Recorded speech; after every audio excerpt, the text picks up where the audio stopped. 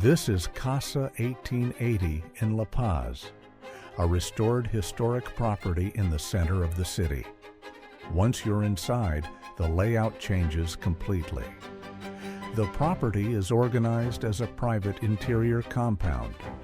Everything connects through this central courtyard. It's the core of the property, both visually and functionally.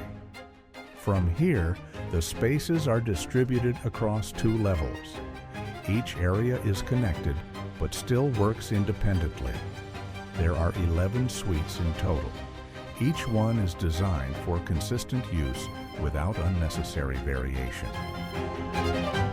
The shared spaces include a library, dining area, kitchen, and wellness spaces, all integrated within the same layout. The original structure has been preserved. Masonry walls, wood ceilings, and traditional materials remain intact. At the same time, modern systems have been integrated throughout the property. The property allows for different uses: private residence, hosted environment, or a structured operation. It's located in the center of La Paz, within walking distance of the Malecón and surrounding areas. This is Casa 1880.